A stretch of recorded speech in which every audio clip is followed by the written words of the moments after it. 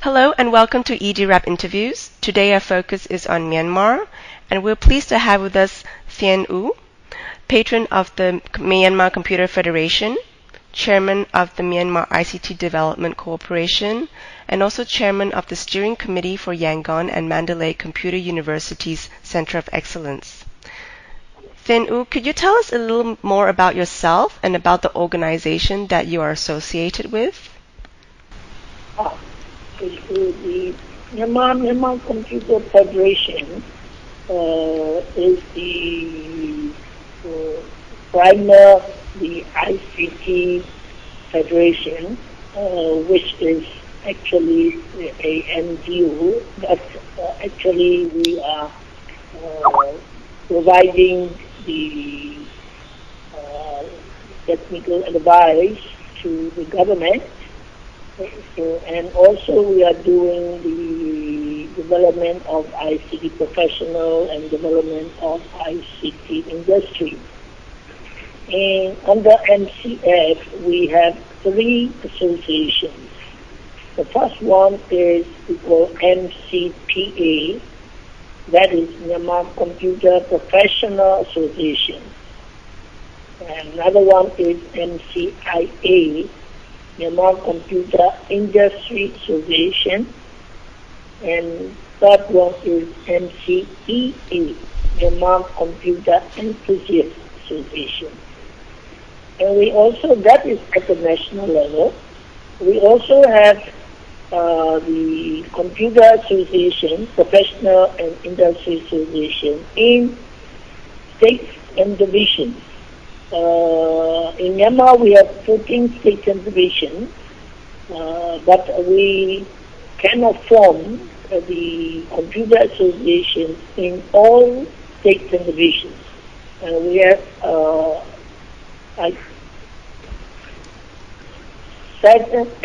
eight associations at state and divisions level.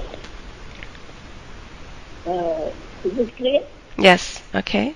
Thank you. Thank you for the introduction. Now, the world is watching the rapid changes in Myanmar. There's media coverage and reports calling Myanmar Asia's last untapped market, the fastest digital revolution, unpolished gem, and ICT dam ready to burst.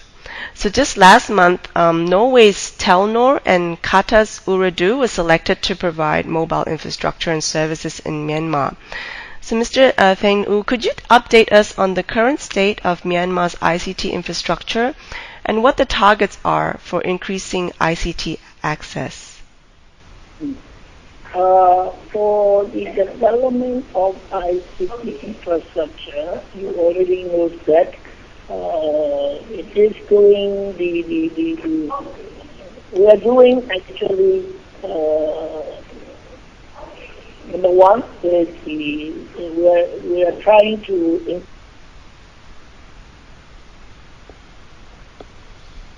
Hello?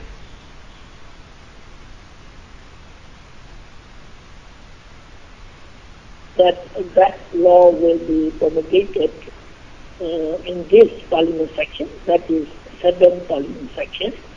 So it is already under discussion. That is one of the key developments.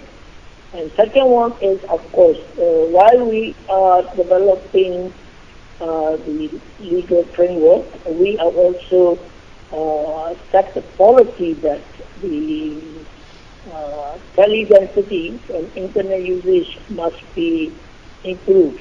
So Myanmar government has set the target that a tele-density must be 75 to 80% by the year 2015 and 2016. To fulfill this target, the Myanmar government has set up a policy that the telecommunication operators must be privatized, and it must be separate from the government ministry. That means regulators, policy makers, and operator must be separate. That will also include in the law. So So the government is taking the steps that we need the more the operators, which we should it should include the international level operators. So they call in. So we have now two, or we can say actually only one operator, that is Myanmar Posts and Telecommunications, MPT. That is government, 100% government. This is government organization. This is the only one operator now. But we have another one, which one is Yatanarporn Teleport. Yatanarporn Teleport is actually not an official operator, but MPT is outsourcing its work to Yatanarporn Teleport. So most of the people are assuming that there are the two organizations which are doing the operator business. Now, government call in two new operators, and you already know who they are, and also another backup one. So there will be, I think, 4 operators at the end. So 2 is actually totally international organization. One is Thein Oo and another is Orlando, and the orange is the backup. All are international, the operators. And we will have MPT, and now government is also set a policy that MPT should also be corporatized. That means it should also be privatized. So that process is also going on. Another one, Yatanarporn Teleport, that one should also be a public company. So I think for the telecommunication infrastructure, government, the Myanmar government gives very high level of priority, and they are pushing hard that telecommunication infrastructure can be improved. But the only thing is these 2 operators will become really operational only after that is what my idea, only after the telecommunication law is promulgated. But the parliament is working very hard that telecommunication law can be promulgated very soon. Thank you. Is it okay? Yes, thank you. Now, to set the stage for this infrastructure development, the growth in the ICT sector, and also the strategic use of ICTs for social and economic development, Myanmar is putting in place a number of policies and legislations, and you mentioned the telecommunications law. Are there any other new or revised policies and legislations that are being developed? Actually, for the time being, we have electronic transaction law, which is promulgated in 2004, and we are also trying to amend that law so that the telecommunication and the ICT can be used more freely for socio-economic development. That is in the process as well. And for the time being, we are also trying to prepare e-commerce law as well. And that is not just ICT, but in other areas also, copyright law, patent law, industrial design laws, and trademark law, they are also under preparation. So there are actually, for improving the telecommunication infrastructure, there are a lot of effort going on. But you must recognize that Myanmar is for changing to the democracy is still very young, just about 2.5 years. So we need to work so many areas in legal infrastructure, not just ICT. So Parliament is very, very busy for that. So we are from MCF, we are trying to help that the government can promulgate more better legal infrastructure for ICT development, and through that the development of social economy. Thank you. Thank you.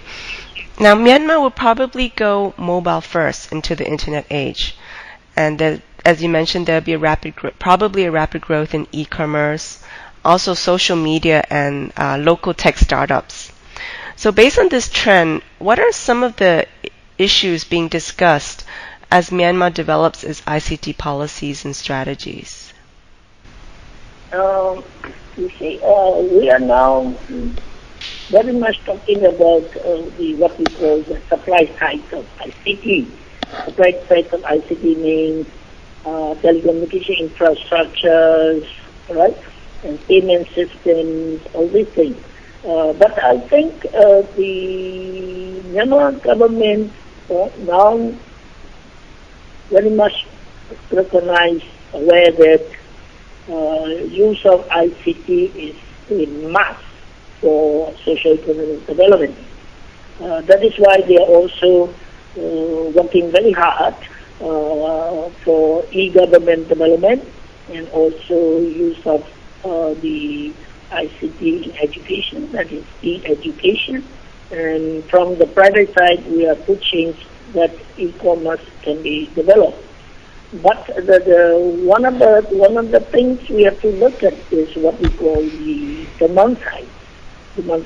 So one of the key I think the acting we need to do is what we call the business process re-engineering. Suppose that if we are going to do e-government, we cannot just convert the present manual e-government processes, transaction processing processes, onto computer. We need to do what we call business process re-engineering. That must be done. Another thing is the people, also government employees, users, the employees in the private organizations. I think we need to do a lot of social marketing so that they accept the use of ICT will improve their life. So that will maybe, I think, the key effort we have to invest in as well. Okay, thanks. You mentioned about e-government in Myanmar. Could you share with us a little bit more information about Myanmar's e-government agenda? For example, what e-government projects are currently being implemented and planned? Actually,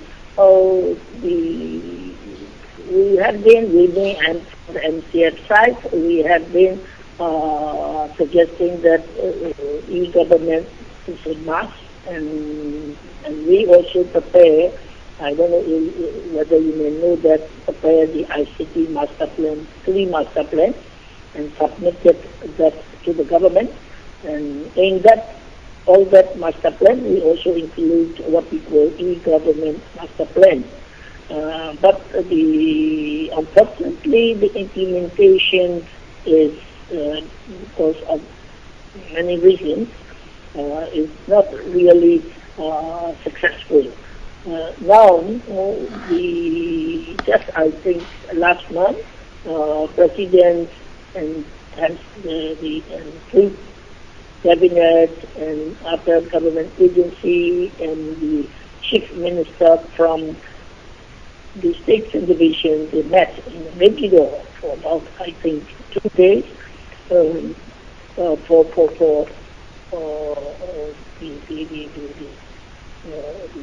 setting up the program for social economic development. They put e-government as an agenda.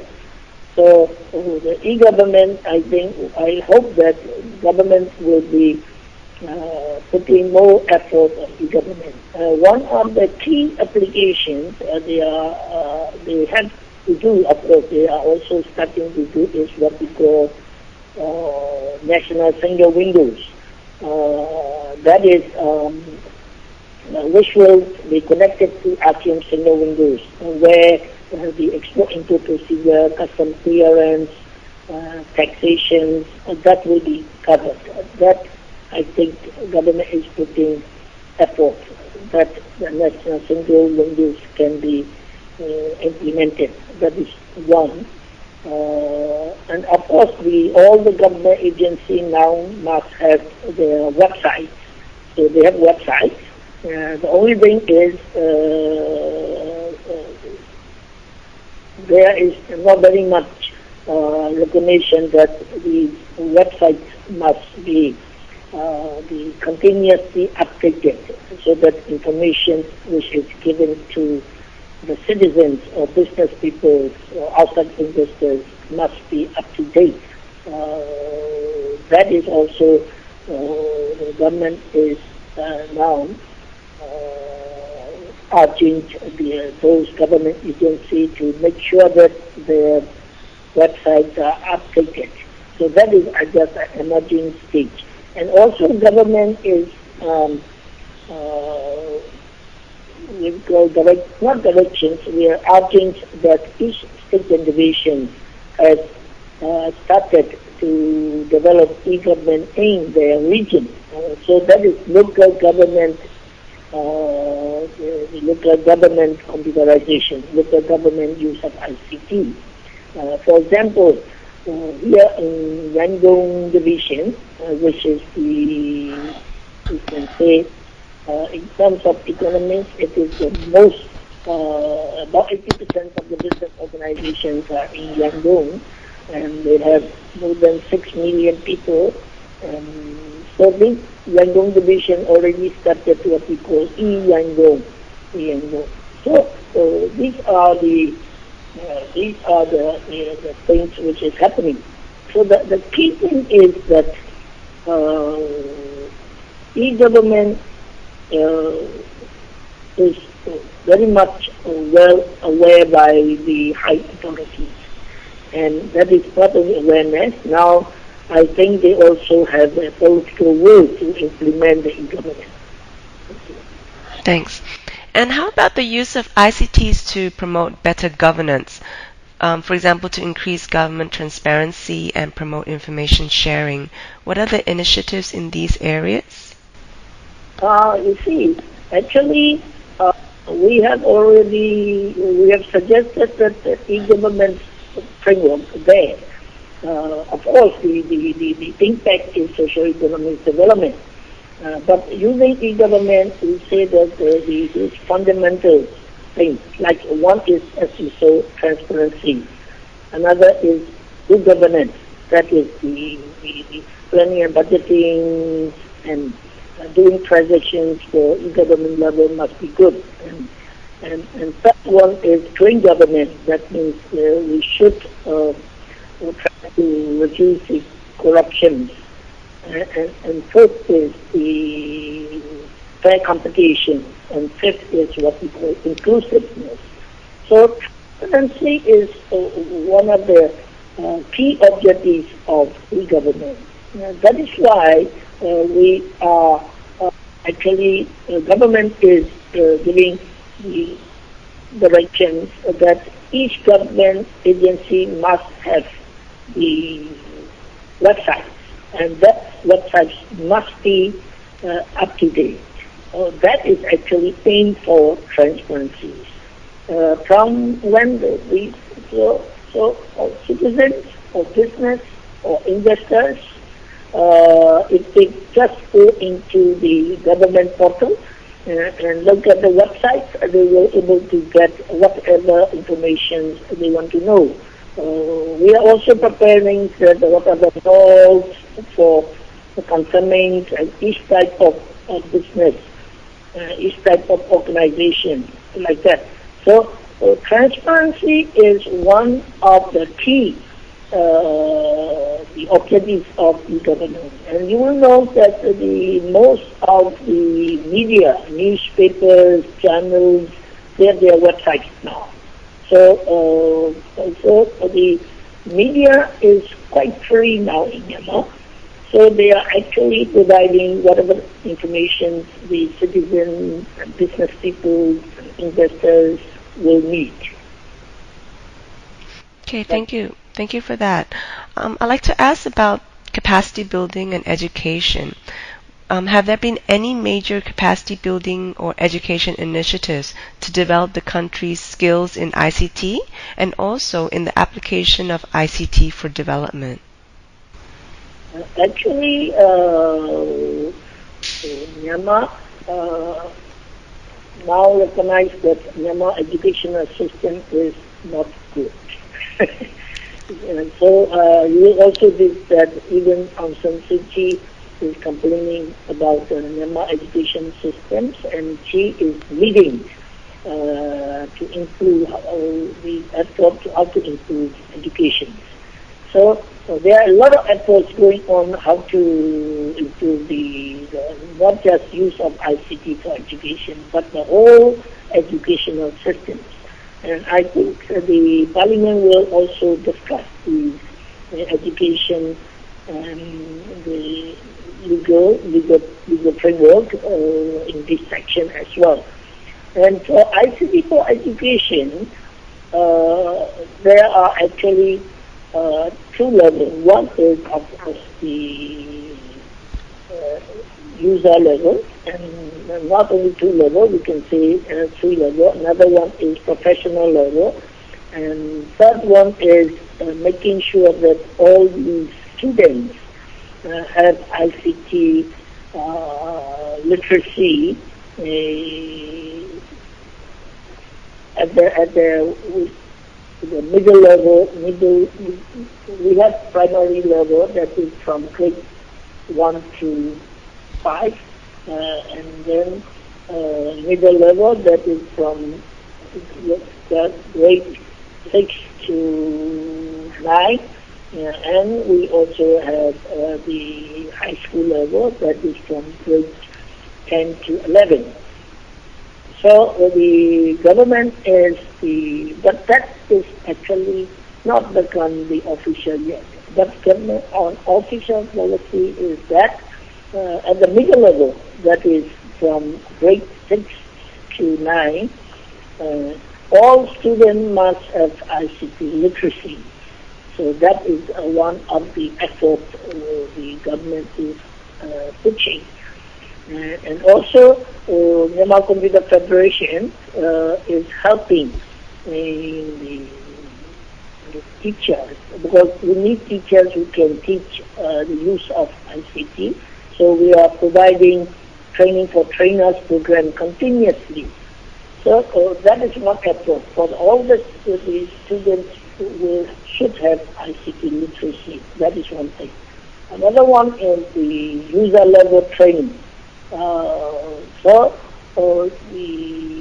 Even in the government, you say, even in the private organizations, most of the old people, especially old people, they are mostly at the high level of the organization, and they are most of them are not ICT literate. They cannot use ICT effectively.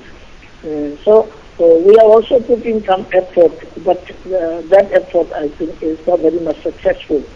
There is an effort, and also we are trying to improve the using the course, how to make sure that the universities who are running the ICT professional courses are better and better. And of course, for that purpose, actually, we need a lot of international help. Okay. Now, looking into the future, how do you foresee Myanmar 1 year and 5 years from now? That will be very good, because Myanmar will be, I think, the improving exponentially. Sorry about the boasting. We will be developing fast, because not only the authorities, but also the whole nation want development. So there will be speedy development for Myanmar. So I think within 1 year, you will see that we are doing freedom. We changed to the democracy only in 2011, right? We say we had this the constitutions in 2010 December, but actually the government started only the May 2011. So we are still very young. But initially we try to make sure that the political situation is stable. So that means the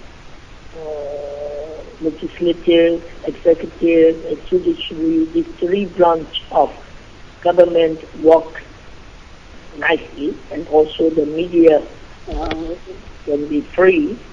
So initially we do the political, we put effort in political changes.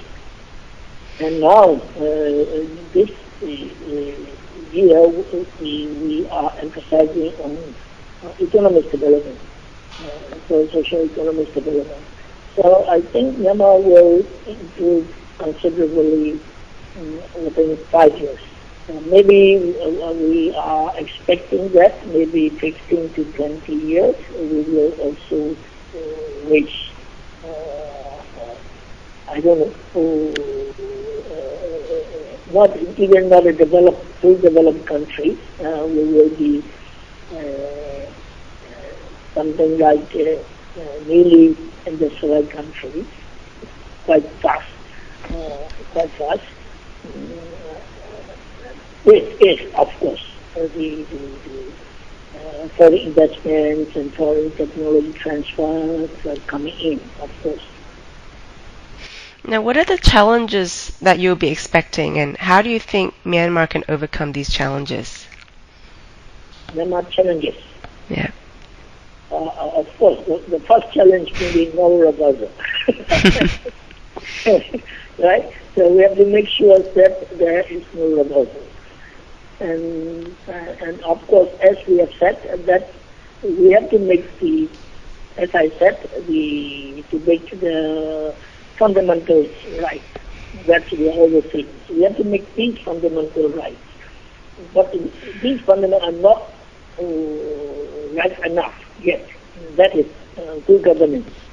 Even if we have to have a plan and budget properly prepared, that is still, I think, need to be improved a lot. And there are a lot of corruption, I think, still now. So we need to have a system where a lot of corruption can be reduced. Like even for the tax collection, export input level, and all areas, there are actually corruption. And so corruption must be improved. That is a big challenge.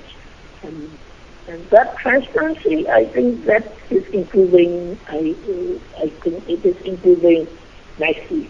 So I'm quite satisfied with the transparency level now. So it's okay. But still the fair competition is still a problem. Because you see, for the previous government, there are what we call very rich people. People call them cronies. So there are only a few very rich people. But most of the Myanmar people are not rich. I mean, even businesses are very small. So that is the problem. So whenever there is something like opening up or tender or something like that, if the government do not interfere, even they provide a fair competition, it is very much likely that only those rich people will get the tenders. So that are the things.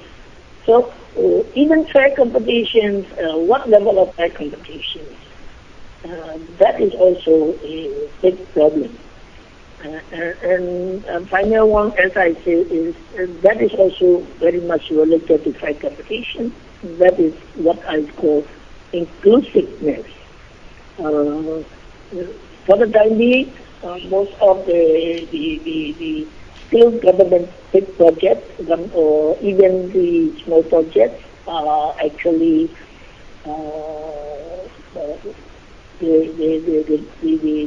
those big corporate, big companies, and who have also some foreign backing, and they are getting the projects, right? And so it's not inclusive. The people who are not very rich are not getting very much business opportunity. So these are the challenges we have. Okay, thank you. Thank you, Thein Oo, for the informative interview, for your reflections and also your insights. It's been a pleasure speaking with you today. Thank you. Thank you. Yes. If you are going to write it down, and if you are going to put it on the internet or something like that, I have been suggesting that the minister, if you write it down and send to the minister by email, what I can do is I can edit and add whatever I think will be.